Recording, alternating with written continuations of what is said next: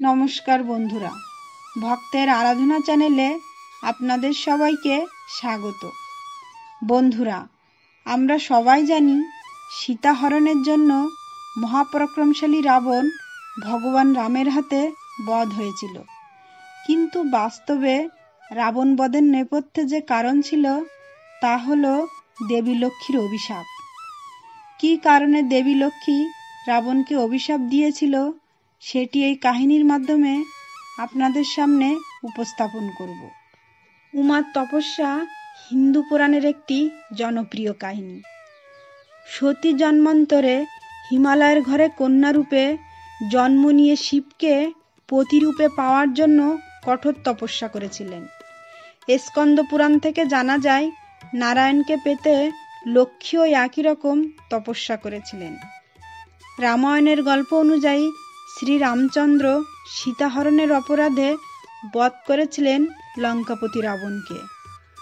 দেবতাদের বিশেষ আশীর্বাদ ধন্য রাবণকে বধ করতে দেবী মহামায়ার শরণাপন্নও হতে হয় তাকে। কিন্তু এই গোটা বিষয়টি কিন্তু রাবণের অদৃষ্টে লেখা হয়ে গিয়েছিল রাবণের যৌবনেই, এবং বস্তুত দেবী লক্ষ্মীর অভিশাপে ছিল তার মৃত্যুর মূল কারণ। অনেকেরই ধারণা যে মর্তে দেবী লক্ষ্মীর প্রথম অবতার জনক দুহিতা সীতা, কিন্তু তা একেবারেই নয়। মর্তে মা লক্ষ্মীর প্রথম অবতার ছিলেন রাজা কুশধ্বজের কন্যা বেদবতী। কুশধ্বজ ছিলেন রাজা রথধ্বজের ছেলে। একসময় দেবী লক্ষ্মীর আরাধনা করা বন্ধ করে দেওয়ায় রাজ্য হারিয়ে ধন সম্পত্তি হারিয়ে সর্বশান্ত হয়েছিলেন রাজা রথধ্বজ। তারপরেই কুশধ্বজ ও তার ভাই ধর্মধ্বজ কঠিন তপস্যায় বসেন। তপস্যায় সাড়া দিয়ে মা লক্ষ্মী আবির্ভাব হলে রাজপুত্ররা দুটি বর চান দেবীর কাছে: রাজ্য পুনরুদ্ধার এবং রাজবংশের কন্যা হিসেবে দেবীর অবতার রূপে জন্মগ্রহণ। রাজবংশের কন্যা হিসেবে দেবীর অবতার রূপে জন্মগ্রহণ। দেবী রাজি হন। কুশধ্বজের স্ত্রী মালবতীর গর্ভে জন্মগ্রহণ করেন। জন্ম হয় বেদবতী, ধরাধামে মা লক্ষ্মীর প্রথম অবতারের। বৈদিক মন্ত্র উচ্চারণ করতে করতেই জন্ম হয় শিশুর। তাই নাকি রাজকন্যার নাম রাখা হয় বেদবতী। বেদবতী যৌবনে পা দিলে দেবতা থেকে অসুর সবাই তার পাণিপ্রার্থী হয়, কিন্তু তিনি তো দেবী লক্ষ্মীর অবতার। তাই নারায়ণ ছাড়া আর কাউকে স্বামীরূপে বরণ করা তার পক্ষে সম্ভব নয়। নারায়ণকে স্বামীরূপে পাওয়ার কঠিন তপস্যা শুরু করেন বেদবতী। কিন্তু কিছু সময় পরেই আকাশ থেকে ভেসে আসে দৈববাণী: ভগবান বিষ্ণুকে স্বামীরূপে পেতে গেলে তোমাকে আরও একবার জন্ম নিতে হবে। তোমার পরবর্তী জন্মেই স্বামীরূপে তুমি পাবে নারায়ণকে।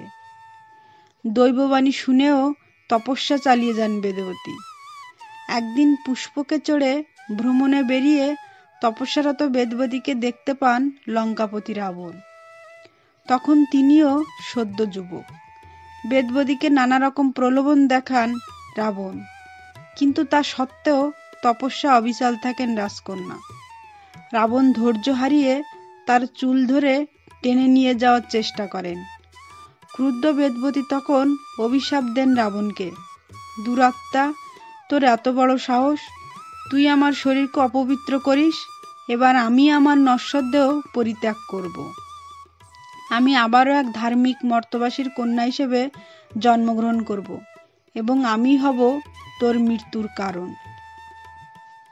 এই কথা বলেই তিনি আগুনের কাছে নিজেকে সমর্পণ করেন এবং পরে জনক রাজার কন্যা সীতা হিসেবে ধরাধামে ফিরে আসেন। যেহেতু মা লক্ষ্মীরই অবতার ছিলেন বেদবতী, তাই বলা যায় যে দেবীর অভিশাপে রাবণ রাজার অদৃষ্ট রচিত হয়েছিল।